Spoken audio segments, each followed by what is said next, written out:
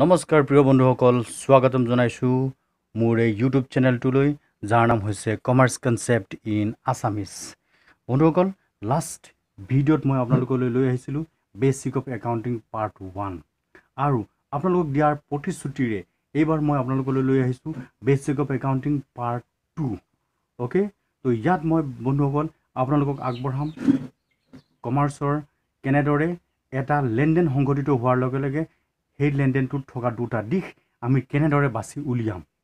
সেই লেনদেনটোত থকা দুটা দিশ হৈছে ডেবিট আৰু ক্ৰেডিট সেই ডেবিট আৰু ক্ৰেডিট দিশকেইটা আমি কেনেদৰে বাছি উলিয়াম বন্ধুবৰ্গ তাৰ বিষয়ে আমি এই ভিডিঅ'টোত সমলভাৱে বহলভাৱে আলোচনা কৰিম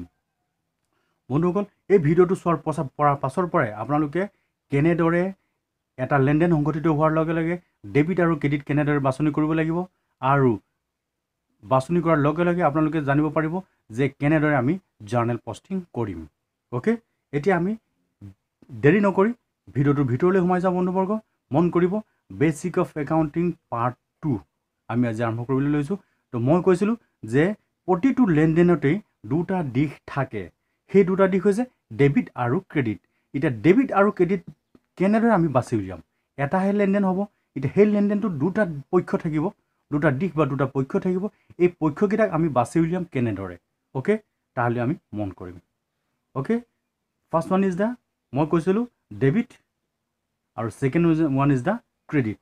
ওকে এতিয়া এই ডেবিট আৰু ক্ৰেডিটৰ মিনিং কেইটা আমি প্ৰথমতে আলোচনা কৰিম ওকে প্ৰথমতে আমি জানিব লাগিব যে what is debit and what is credit okay তো অসমীয়াতে বন্ধুবৰ্গ আমি প্ৰথমতে ডেবিটৰ মিনিংটো আগবঢ়াম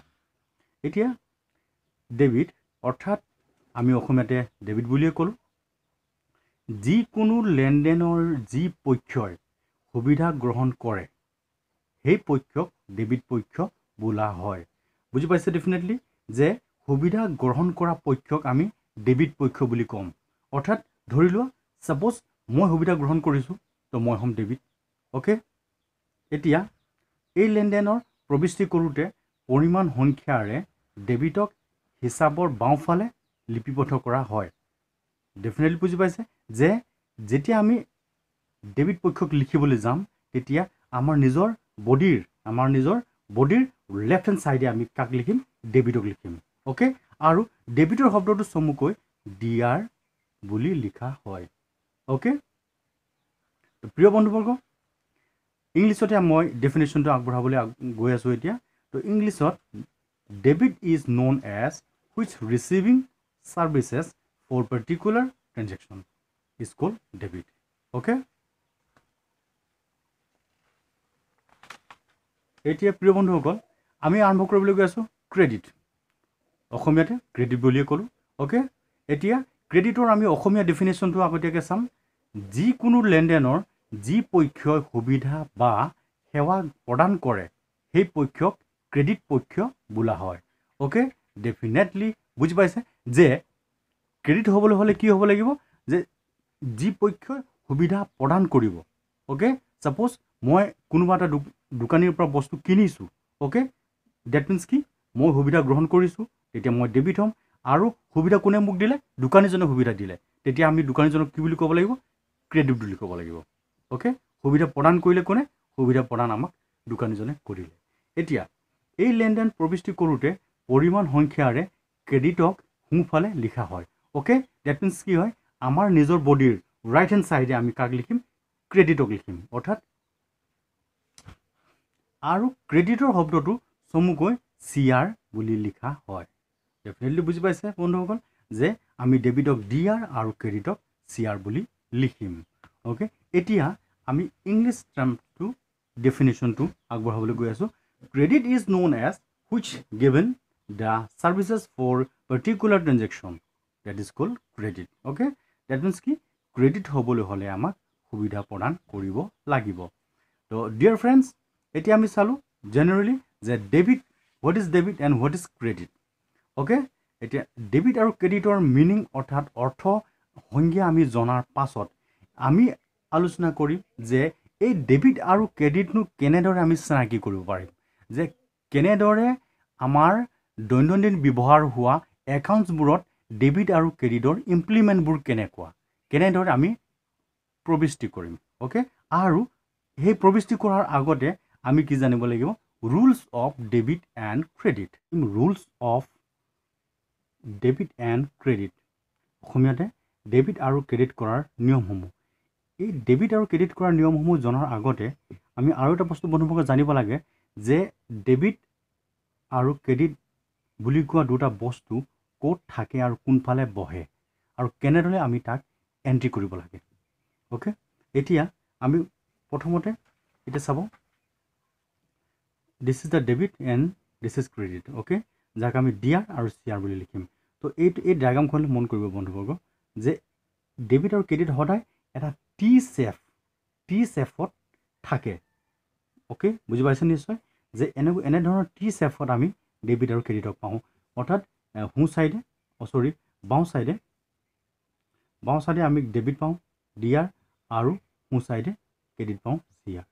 ওকে তো এতিয়া আমি এই এনেধৰণে যদি আমি এটা লেনদেন সংঘটিত হোৱাৰ লগে লগে সেই লেনদেনটো দুটা এস্পেক্ট দুটা পক্ষ আমি বাছি উলিয়াম দুটা দিশ বাছি উলিয়াম সেই দুটা দিশ বাছি উলিয়াৰ লগে লগে এটা দিশ আমি ডেবিট পাম আৰু আনটো ক্ৰেডিট পাম তো ডেবিট পোৱা দিশটোক আমি ডেবিট ফালে এন্ট্ৰি কৰিম আৰু ক্ৰেডিট পোৱা দিশটোক আমি ক্ৰেডিট ফালে এন্ট্ৰি কৰিম এতিয়া আমি বন্ধুবৰ্গ মন কৰিম যে what is the rules of debit and credit okay তো বন্ধুবৰ্গ ডেবিট আৰু ক্ৰেডিট কৰাৰ নিয়মসমূহ আমি দুটা সূত্ৰ অনুযায়ী আমি ব্যৱহাৰ কৰিব পাৰোঁ এতিয়া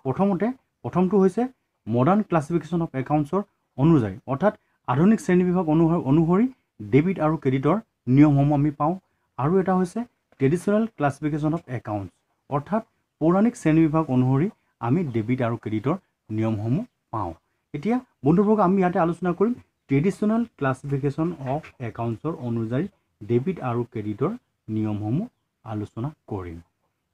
যাক আমি আন এটা নাম দিও মাতিব পাৰোঁ যাক কোৱা হয় golden rules of debit and credit okay তো এতিয়া rules of debit and credit debit আৰু ক্ৰেডিট কৰাৰ নিয়মসমূহ according to traditional classification of accounts অৰ্থাৎ হিচাপৰ পৌৰাণিক শ্ৰেণীবিভাগ অনুসৰি ডেবিট আৰু ক্ৰেডিট কৰাৰ নিয়মসমূহ ইয়াতে আমি আলোচনা কৰিম তো বন্ধুবৰ্গ আমি জানিছিলোঁ লাষ্ট ক্লাছত আমি ডিছকাছ কৰিছিলোঁ যে how many types of accounts and the definition of accounts like personal account real account and nominal account তো এনেদৰে আমি একাউণ্টছবিলাকৰ ভাগসমূহ আমি লাষ্ট ক্লাছত আলোচনা কৰিছিলোঁ এতিয়া বন্ধুবৰ্গ মন কৰিব আমি লাষ্ট ভিডিঅ'টোত যিখিনি পঢ়িছিলোঁ সেইখিনি এই ভিডিঅ'টোত পুনৰ আমাক দৰকাৰ অৰ্থাৎ সেই কথাখিনি আমি জানিব লাগিব এই ভিডিঅ'টো জানিবৰ কাৰণে তো সেইকাৰণে প্ৰথমটো ভিডিঅ' নিশ্চয় আপোনালোকে চাব আৰু এই ভিডিঅ'টোৰ ডেছক্ৰিপশ্যনত মই প্ৰথম যিটো বনাইছিলোঁ part 1 basic of accounting part 1ৰ ডেছক্ৰিপশ্যনত মই আপোনাক লিংক দি দিম তো আপোনালোকে পাই যাব এতিয়া মন কৰিব বন্ধুবৰ্গ যে ট্ৰেডিশ্যনেল ক্লাছিফিকেশ্যন অফ একাউণ্টছৰ অনুযায়ী আমাৰ ডেবিট ক্ৰেডিটৰ ৰুলছসমূহ আমি কেনেদৰে আনিছোঁ এতিয়া পাৰ্চনেল একাউণ্ট প্ৰথমতে ব্যক্তিগত হিচাপ আৰু হৈছে 2 নম্বৰতে আমি ৰিয়েল একাউণ্ট বাস্তৱ হিচাপ আৰু 3 নম্বৰতে নমিনেল একাউণ্ট অবাস্তৱ হিচাপ এই তিনিটাৰ হিচাপৰে আমি ডেবিট আৰু ক্ৰেডিটৰ নিয়মসমূহ আমি পঢ়িম বন্ধুবৰ্গ মন কৰিব ডেবিট আৰু ক্ৰেডিটৰ ৰুলছবিলাক কেতিয়াও সলনি নহয় চিৰজীৱন ডেবিট আৰু ক্ৰেডিটৰ ৰুলছ একেই হৈ থাকিব যদি আপোনালোকে লাইফ টাইম একাউণ্টছৰ লগত যদি জড়িত হৈ থাকিম বুলি ভাবে তেতিয়া লাইফ টাইমছলৈ এই ডেবিট আৰু ক্ৰেডিটৰ নিয়মসমূহ আপোনালোকক দৰকাৰ হৈ থাকিব বন্ধুবৰ্গ সেইকাৰণে ভালদৰে মন কৰিব আৰু আজি যদি ভালদৰে মন কৰে 1 ঘণ্টাৰ পিছতে আপুনি ডেবিট ক্ৰেডিটৰ এস্পেক্টবোৰ দিশবোৰ পক্ষবোৰ বাছি উলিয়াব পাৰিব ওকে প্ৰথমতে পাৰ্চনেল একাউণ্ট ব্যক্তিগত হিচাপৰ ৰুলছ অনুযায়ী তো debit the receiver credit the giver বুজি পাইছে নিশ্চয় উপকাৰ পাওঁতাক ডেবিট কৰা হয় আৰু উপকাৰ দিওঁতাক ক্ৰেডিট কৰা হয় বুজি পাইছে এইটো কাৰ অনুযায়ী এইটো হৈছে পাৰ্চনেল একাউণ্টৰ অনুযায়ী কি হৈছে যিহেতুকে আমি জানো পাৰ্চনেল একাউণ্ট মানে হৈছে ব্যক্তিগত হিচাপ আৰু ব্যক্তিগত হিচাপ কাৰ লগত জড়িত কোনো ব্যক্তি বা প্ৰতিষ্ঠানৰ লগত জড়িত হ'ব লাগিব সেই হেতুকে debit the receiver that means কি হ'ব লাগিব ডেবিট হ'বলৈ হ'লে ৰিচিভ কৰিব লাগিব উপকাৰ পাওঁতাক ডেবিট কৰা হয় আৰু credit the giver that means কি হয় ক্ৰেডিট সুবিধা দিব লাগিব প্ৰদান কৰিব লাগিব ওকে তাক আমি ক্ৰেডিট বুলি ক'ম এতিয়া নম্বৰ 2 ৰিয়েল একাউণ্ট বাস্তৱ হিচাপ। বাস্তৱ হিচাপ আমি কি বুলি কৈছিলোঁ? বাস্তৱ হিচাপ সাধাৰণতে আমাৰ কাৰ লগত জড়িত হৈ থাকে, অৰ্থাৎ ৰিয়েল একাউণ্ট কোনো সম্পত্তি বা বস্তুৰ লগত জড়িত হৈ থাকে। সম্পত্তি বা বস্তুৰ লগত জড়িত হৈ থাকে, তাক আমি ৰিয়েল একাউণ্ট বুলি কৈছিলোঁ। এতিয়া ৰিয়েল একাউণ্টৰ ডেবিট আৰু ক্ৰেডিটৰ rules. Debit what comes in and credit what goes out. অৰ্থাৎ অসমীয়াটো ক'বলৈ গ'লে অহা বস্তু বা সম্পত্তিক ডেবিট কৰা হয়, ওলাই যোৱা বস্তু বা সম্পত্তিক ক্ৰেডিট কৰা হয়। ডেফিনেটলি বন্ধুবৰ্গ বুজি পাইছে যে ৰিয়েল একাউণ্টৰ মতে ডেবিট হ'বলৈ হ'লে কি হ'ব লাগিব? নিজৰ হাতলৈ বস্তু বা সম্পত্তি আহিব লাগিব। অ'কে, আৰু ক্ৰেডিট হ'বলৈ হ'লে কি হ'ব লাগিব? নিজৰ হাতৰ পৰা বস্তু বা সম্পত্তি ওলাই যাব লাগিব। অ'কে, তেতিয়া আমি তাক ক্ৰেডিট কৰিম according to real account. Okay, এতিয়া নম্বৰ 3 নমিনেল একাউণ্ট অৰ্থাৎ অবাস্তৱ হিচাপ। এতিয়া অবাস্তৱ হিচাপ কি আছিল? অৰ্থাৎ অবাস্তৱ হিচাপৰ সংজ্ঞাটো কেনেধৰণে আছিল? খৰচ আৰু লোকচান আৰু আয় আৰু লাভ এনেদৰে বুজোৱাটোক আমি অবাস্তৱ হিচাপ বুলি কৈছিলোঁ। এতিয়া অবাস্তৱ হিচাপৰ সূত্ৰ অনুসৰি অৰ্থাৎ নমিনেল একৰ্ডিং টু নমিনেল একাউণ্টৰ rules and regulations of debit and credit is debit all losses and expenses and credit all gains and income. অৰ্থাৎ অসমীয়াত ক'বলৈ গ'লে খৰচ আৰু লোকচান ডেবিট কৰা হয়, আয় আৰু লাভ ক্ৰেডিট কৰা হয়। বন্ধুবৰ্গ নিশ্চয় বুজি পাইছে। আমি ইয়াত কি ক'ব লাগিব? যদি যিকোনো ব্যৱসায় প্ৰতিষ্ঠানৰ অথবা মোৰ যদি লছেছ এণ্ড এক্সপেন্সেছ হয়, তেতিয়া মই ডেবিট কৰিম, আৰু যদি গেইন এণ্ড ইনকাম হয় অৰ্থাৎ আয় আৰু লাভ হয়, তেতিয়া আমি কি কৰিম? ক্ৰেডিট কৰিম। তো বন্ধুবৰ্গ এইখিনি হৈছে these are the main rules of debit and credit. Okay,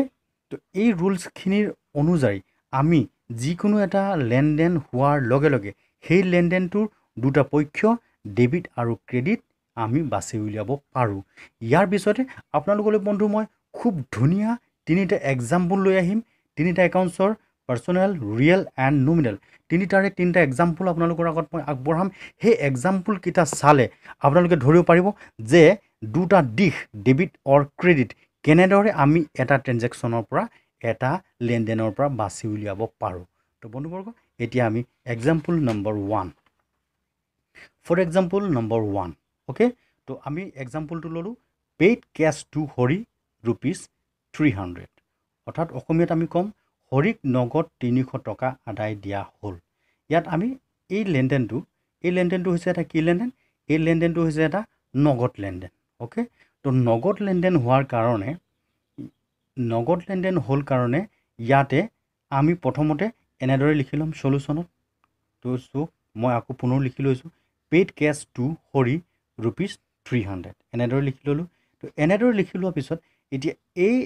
লেনদেনটোক মই দুটা ভাগ কৰি দিছোঁ। এইটো পেইড কেছ হৈছে এটা ভাগ আৰু এটা হৈছে হৰি। এইকেইটা হৈছে দুটা ভাগ। তো এটা হৈছে তোমাৰ paid cash and another one is the Hari. This is the two aspect of this transactions. Okay, so' now আমি জানো যে পেইড কেছটোক ৰিয়েল একাউণ্ট বুলি ক'লোঁ। কিয় হ'ল ৰিয়েল একাউণ্ট কিয় হ'ল? আৰু হৰি একাউণ্টটোক আমি পাৰ্চনেল একাউণ্ট বুলি ক'লোঁ। কিয় পাৰ্চনেল একাউণ্ট বুলি ক'লোঁ? কিয় মই চিনি পালোঁ যে this is paid cash, this is the real account and this is Hari হৈছে পাৰ্চনেল একাউণ্ট। কেনেদৰে আমি চিনি পালোঁ? আমি জানো যে পেইড কেছ হৈছে কি? কেছ হৈছে প্ৰপাৰ্টিজ অৰ থিংছ। ৰিয়েল একাউণ্ট হ'বলৈ হ'লে প্ৰপাৰ্টিজ হ'ব লাগিব, নহ'লে থিংছ হ'ব লাগিব, অৰ্থাৎ সম্পত্তি বা বস্তু বুজাব লাগিব। তো cash is the one type of property. Okay, তো সেইকাৰণে আমি ৰিয়েল একাউণ্ট বুলি ক'লোঁ। আৰু হৰিটো হৈছে এটা নাম। অ'কে, হৰি হৈছে এজন নাম অথবা পাৰ্চন। অ'কে, তো পাৰ্চন হোৱাৰ কাৰণে পাৰ্চন অৰ ইনষ্টিটিউশ্যনছ, চ' সেইকাৰণে আমি ইয়াক পাৰ্চনেল একাউণ্ট বুলি ক'লোঁ। এতিয়া ৰিয়েল একাউণ্টৰ সূত্ৰ অনুযায়ী ৰিয়েল একাউণ্টৰ সূত্ৰ অনুযায়ী আমি ক'ম যে ক্ৰেডিট হোৱাট গোজ আউট। তো ৰিয়েল একাউণ্টৰ credit what goes out. Okay, যদি আমাৰ হাতৰ পৰা বস্তু ওলাই যায়, ডেট মিনছ কি হৈছে? এই পেইড কেছ আমি কি কৰিছোঁ? পেইড কেছ টু হৰিক আমি 300 টকা আদায় দিছোঁ। ডেট মিনছ আমাৰ হাতৰ পৰা পইচা ওলাই গৈছে। বুজি পাইছেনে আমাৰ হাতৰ পৰা সম্পত্তি বা পইচা ওলাই গৈছে বা বস্তু ওলাই গৈছে সেইকাৰণে ৰিয়েল একাউণ্টৰ সূত্ৰ অনুযায়ী আমি ইয়াক কি কৰিছোঁ ক্ৰেডিট কৰিছোঁ ওকে তো what goes out that is called according to real account credit আৰু পাৰ্চনেল একাউণ্টৰ মতে কি আছিলে debit the receiver for credit the giver আছিলে ডেট মিনছ পাৰ্চনেল একাউণ্টৰ মতে কি হৈছে হৰি নামৰ ব্যক্তিজনে এই 300 টকাটো ৰিচিভ কৰিছে ওকে সেইকাৰণে আমি হৰি একাউণ্টটো ডেবিট কৰিলোঁ ওকে তো কেনেদৰে আমি পেইড কেছ টু হৰি ₹300 এই লেনদেনটোক আমি কেনেদৰে প্ৰথমতে পেইড কেছ আহিল ইয়াক আমি সিলেক্ট কৰিলোঁ বাছনি কৰিলোঁ ৰিয়েল একাউণ্টলৈ কিয় হ'ল ৰিয়েল একাউণ্ট সেয়া জানিলোঁ আৰু ৰিয়েল একাউণ্ট হোৱাৰ পাছত ইয়াক আমি ডেবিট হ'ব নে ক্ৰেডিট হ'ব তাৰলৈ আহিলোঁ যে ই কি হ'ল ক্ৰেডিট হ'ল অৰ্থাৎ কিয় ক্ৰেডিট হ'ল what goes out okay real একাউণ্টত what goes out what comes in okay যদি আমাৰ আহে তেতিয়া ৰিয়েল একাউণ্টত ব্যৱসায়লৈ অহা বস্তু বা সম্পত্তিক আমি ডেবিট কৰিব লাগে আৰু ব্যৱসায়ৰ পৰা ওলাই যোৱা সম্পত্তি বা বস্তুক আমি ক্ৰেডিট কৰিব লাগে ওকে হোৱাট গোজ আউট যিহেতুকে বস্তু ওলাই গৈছে সেইকাৰণে আমি ইয়াক ক্ৰেডিট কৰিলোঁ আৰু পাৰ্চনেল একাউণ্টৰ সূত্ৰ অনুযায়ী যে debit the receiver and credit the giver personal account হৈছে হৰি তো হৰিয়ে পইচা ৰিচিভ কৰিছে সেইকাৰণে আমি ইয়াক ডেবিট কৰিলোঁ এতিয়া এই ক্ৰেডিট আৰু ডেবিট অৰ্থাৎ ডেবিট আৰু ক্ৰেডিটক আমি কেনেদৰে লিখিম ওকে তো ডেবিটক আমি লিখিবলৈ হ'লে হৰি একাউণ্ট ডেবিট ₹300 লিখিব লাগিব আৰু ক্ৰেডিটক আমি লিখিবলৈ হ'লে পেইড কেছক আমি পেইড কেছ বুলি লিখিম কেছ একাউণ্ট ক্ৰেডিট ₹300 বুলি লিখিম তো ডেফিনেটলি বন্ধুবৰ্গ বুজি পাইছে ভেৰি ইজি তো আপোনালোক অকণমান মন দিব যে এই ট্ৰেনজেকশ্যনটোত আমি দুটা একাউণ্ট পালোঁ one is the personal account and another one is the real account okay next example number 2 to বন্ধুবৰ্গ for example number 2 purchase machine by cash ₹3000 okay প্ৰথমতে আমি লেনদেনটো বুজি পাব লাগিব লেনদেনটো আমি খুব ভালদৰে বুজি পাব লাগিব যে লেনদেনটো ক'ব বিচাৰিছে কি যন্ত্ৰপাতি নগদ 3000 টকাৰে কিনা হ'ল অৰ্থাৎ কি কিনিলে যন্ত্ৰপাতি নগদ 3000 টকাৰে কিনিলে অৰ্থাৎ কি হৈছে যন্ত্ৰপাতি কিনিলে যেতিয়া ব্যৱসায়ৰ সম্পত্তি বাঢ়িলে ওকে বুজি পাইছে নিশ্চয় ব্যৱসায়ৰ সম্পত্তি বাঢ়িলে আৰু ব্যৱসায়ৰ পৰা পইচা ওলাই গ'ল ওকে ইয়াক মই আকৌ পুনৰ এনেদৰে লিখি ল'লোঁ সলিউশ্যনত পাৰ্চেছ মেচিন বাই কেছ ₹300 এনেকৈ লিখি ল'লোঁ আৰু ইয়াতো মই দুটা দিশ প্ৰথমতে বাছি ল'লোঁ এটা হৈছে কি ক্ৰয় কৰিলে তেওঁ পাৰ্চেছ মেচিন ক্ৰয় কৰিলে তো মেচিনক মই এনেদৰে এটা দিশ বুলি ক'লোঁ আৰু আনটো দিশ মই ক'লোঁ কেছ ওকে তাৰমানে হৈছে যন্ত্ৰপাতি হৈছে এটা দিশ আনটো হৈছে নগদ টকা হৈছে আনটো দিশ ওকে তো দুটা দিশক মই এনেদৰে লিখি ল'লোঁ মেচিনাৰী এণ্ড আনটো হৈছে কেছ ওকে এতিয়া আমি জানো মেচিনাৰী হৈছে সম্পত্তিক আমি কি ৰিয়েল একাউণ্ট বুলি কওঁ ওকে মেচিনাৰী হৈছে সম্পত্তি আৰু কেছো হৈছে সম্পত্তি সেইকাৰণে আমি দুটাকে ৰিয়েল একাউণ্ট বুলি ক'লোঁ কোনো সম্পত্তি বা বস্তুৰ লগত যি জড়িত হয় তাক আমি বাস্তৱ হিচাপ বুলি কওঁ অথবা ৰিয়েল একাউণ্ট বুলি কওঁ এতিয়া ৰিয়েল একাউণ্ট হ'ল মেচিনাৰী হ'ল ৰিয়েল একাউণ্ট এণ্ড কেছো হ'ল ৰিয়েল একাউণ্ট ওকে এতিয়া ৰিয়েল একৰ্ডিং টু ৰিয়েল একাউণ্টৰ সূত্ৰ অনুযায়ী what comes in debit what comes in and credit what goes out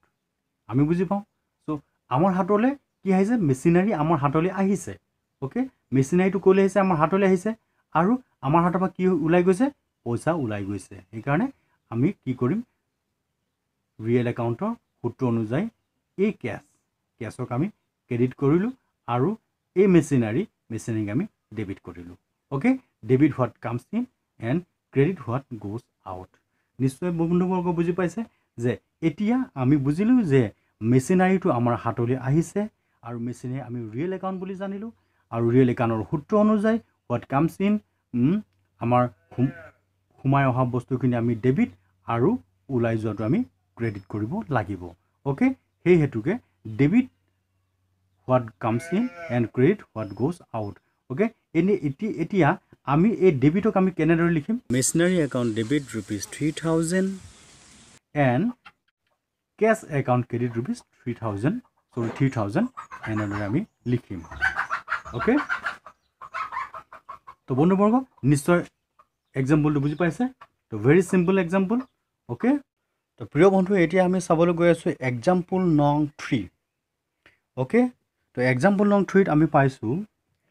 paid ₹500 for office rent অসমীয়াতে আমি ক'ম কাৰ্যালয়ৰ ভাড়াৰ বাবদ নগদ 500 টকা দিয়া হ'ল এতিয়া বন্ধুবৰ্গ আমি প্ৰথমে ট্ৰেনজেকশ্যনটো খুব ভালদৰে বুজিবলৈ চেষ্টা কৰিম যে ট্ৰেনজেকশ্যনটোৱে বুজাইছে কি পেইড ₹500 ফৰ অফিচ ৰেণ্ট অৰ্থাৎ কাৰ্যালয়ৰ ভাড়াৰ বাবদ নগদ 500 টকা দিয়া হৈছে ডেট মিনছ কি হৈছে ঘৰ ভাড়াৰ মালিকক আমি 500 টকা আদায় কৰিছোঁ অৰ্থাৎ আমাৰ হাতৰ পৰা 500 টকা ওলাই গৈছে ওকে এতিয়া ইয়াৰ এই লেনদেনটোত দুটা দিশ কোনকেইটা হ'ব আমি প্ৰথমতে সেই দিশকেইটা লিখি ল'ম ওকে এতিয়া সলিউশ্যনলৈ মন কৰিব বন্ধুবৰ্গ এতিয়া চাওক সলিউশ্যনটো আমি কুৱেশ্যনটো লিখি লৈছোঁ paid ₹500 for office rent okay এতিয়া ইয়াৰ পৰা আমি দুটা দিশ বাছি লৈ লিখিম এতিয়া ইয়াৰ দুটা দিশ হ'ব এটা হৈছে পেইড কেছ আৰু আনটো হ'ব অফিচ ৰেণ্ট ওকে তো মই অফিচ ৰেণ্টক বাওঁফালে লিখি ল'লোঁ অফিচ ৰেণ্ট আৰু পেইড কেছ মই সোঁফালে লিখি ল'লোঁ এতিয়া এই দুটাৰ ভিতৰতে আমি বাছি উলিয়াম যে কোনটো ডেবিট হ'ব আৰু কোনটো ক্ৰেডিট হ'ব আৰু তাৰ আগতে আমি চাব লাগিব যে পেইড ৰেণ্টটো কি একাউণ্টৰ ভিতৰত পৰিব অৰ্থাৎ আমাৰ একাউণ্ট আছিলে তিনিটা পাৰ্চনেল ৰিয়েল এণ্ড নমিনেল আৰু এই পাৰ্চনেল ৰিয়েল নমিনেল তিনিটা একাউণ্টৰ ভিতৰত পেইড ৰেণ্টটো কোনটো একাউণ্টৰ ভিতৰত পৰিব আৰু পেইড কেছটো কোনটো একাউণ্টৰ ভিতৰত পৰিব এই দুটা এতিয়া আমি জানো office rent that means office rent হিচাপে আমি পইচা খৰচা কৰিছোঁ অৰ্থাৎ পইচা খৰচা বা লোকচান হ'লে আমি কোন একাউণ্টৰ ভিতৰত পৰে নমিনেল একাউণ্টৰ ভিতৰত পৰে okay expenses or losses are going to the nominal account তো সেইবাবে আমি অফিচ ৰেণ্টক নমিনেল একাউণ্ট বুলি ক'ম এতিয়া পেইড কেছটো কথাটো আমি জানোৱে কেছটো আমাৰ ৰিয়েল একাউণ্টত পৰে অৰ্থাৎ কেছটো হৈছে সম্পত্তি বা প্ৰপাৰ্টিক বুজাইছে সেইকাৰণে আমি ৰিয়েল একাউণ্টত পৰিলে এতিয়া আমি চাম নমিনেল একাউণ্টৰ সূত্ৰ অনুযায়ী অফিচ ৰেণ্ট একাউণ্টটো ডেবিট হ'ব নে ক্ৰেডিট হ'ব ওকে এতিয়া আমি চাম যে নমিনেল একাউণ্টৰ মতে কি আছিলে ডেবিটটো আছিলে এক্সপেন্সেছ এণ্ড লছেছ আৰু ডেবিট ওকে এণ্ড ক্ৰেডিটটো আছিলে কি ইনকাম এণ্ড গেইন ইয়াততো ইনকাম হোৱা নাই ইয়াত আমাৰ অফিচ ৰেণ্টৰ নামত খৰচা হৈছে সেইকাৰণে আমি ইয়াত কি বুলি ধৰিম অফিচ ৰেণ্টটোক ডেবিট বুলি ধৰিম এক্সপেন্সেছ এণ্ড লছেছ ডেফিনেটলি বন্ধুবৰ্গ বুজি পাইছে এতিয়া আমি কি পালোঁ অফিচ ৰেণ্টটোক আমি ডেবিট পালোঁ একৰ্ডিং টু নমিনেল একাউণ্টছৰ ডেবিট এণ্ড ক্ৰেডিট ৰুলছৰ মতে এতিয়া আমি চালোঁ পেইড কেছটোক আমি কি পালোঁ ৰিয়েল একাউণ্ট পালোঁ এতিয়া ৰিয়েল একাউণ্টৰ সূত্ৰ অনুযায়ী অৰ্থাৎ ৰিয়েল একাউণ্টৰ ডেবিট এণ্ড ক্ৰেডিটৰ ৰুলছ এগেইনষ্টত আমি কি পাম যে ৰিয়েল একাউণ্ট হ'বলৈ হ'লে সম্পত্তি বা বস্তু বুজাব লাগিব ওকে তো আমি পেইড কেছ আছিলে কেছটোক আমি কি বুজাম সম্পত্তি বুলি বুজাম এতিয়া what goes out according to real account what goes out হ'লে আমাৰ কি হ'ব ক্ৰেডিট হ'ব অৰ্থাৎ হোৱাট কামছ ইন হ'লে আমাৰ ডেবিট হ'ব ইয়াতো পইচা অহা নাই পইচা আমাৰ ওলাইহে গৈছে সেই হেতুকে হোৱাট গোজ আউট আমি ধৰিব লাগিব ডেট মিনছ ক্ৰেডিট বুলি ধৰিব লাগিব ডেফিনেটলি বন্ধুবৰ্গ বুজি পাইছে এতিয়া তো আমি গম পালোঁ যে কেনেদৰে আমি ৰিয়েল একাউণ্ট আৰু নমিনেল একাউণ্ট ইয়াতে বাচিলোঁ দুটা দিশ এটা পালোঁ আমাৰ অফিচ ৰেণ্ট যিটো দিশক ডেবিট পালোঁ আৰু এটা পেইড কেছ যিটো দিশক ক্ৰেডিট পালোঁ যিহেতুকে পেইড কেছ আমাৰ ৰিয়েল একাউণ্টৰ ভিতৰত পৰিলে আৰু অফিচ ৰেণ্ট আমাৰ নমিনেল একাউণ্টৰ ভিতৰত পৰিলে এতিয়া আমি কেনেদৰে লিখিম ডেবিট আৰু ক্ৰেডিটটো আমি কেনেদৰে লিখিম তাক আমি দেখাবলৈ গৈ আছোঁ এতিয়া চাওক অফিচ ৰেণ্টক আমি ৰেণ্ট একাউণ্ট ডেবিট ₹500 এনেদৰে লিখিম আৰু পেইড কেছক আমি পেইড কেছ বুলি নিলিখি অনলি কেছ একাউণ্ট ক্ৰেডিট ₹500 বুলি আমি লিখিম বন্ধুবৰ্গ এই তিনিটা এক্সাম্পল মই তিনিটা একাউণ্টছৰ কাৰণে দিলোঁ পাৰ্চনেল ৰিয়েল এণ্ড নমিনেল তিনিটা একাউণ্টছৰ কাৰণে মই তিনিটা এক্সাম্পল আপোনালোকক দিলোঁ নিশ্চয় বন্ধুবৰ্গ তিনিটা এক্সাম্পলকে আপোনালোকে খুব ভালদৰে বুজি পাইছে আৰু যদি এই এক্সাম্পলকেইটা ভালদৰে আপোনালোকে চায় তেতিয়া নিশ্চয় এটা লেনদেনৰ দুটা দিশ ডেবিট আৰু ক্ৰেডিট আপোনালোকে বাছি উলিয়াব পাৰিব বন্ধুবৰ্গ অৱশেষত আপোনালোকক কওঁ যে ভিডিঅ'টো ফ'ল' কৰিব চেনেলটো ফ'ল' কৰিব আৰু কেনেকুৱা হৈছে যদি বেয়া হৈছে আৰু কোনে কেনেকুৱা পাইছে আপোনালোকে কমেণ্ট কৰি নিশ্চয় জনাব আৰু যদি কাৰোবাৰ কিবা ডাউট থাকে তেতিয়া মোক কমেণ্ট কৰি জনাব পাৰে বন্ধুবৰ্গ আজিলৈ আহোঁ ধন্যবাদ জয় আই অসম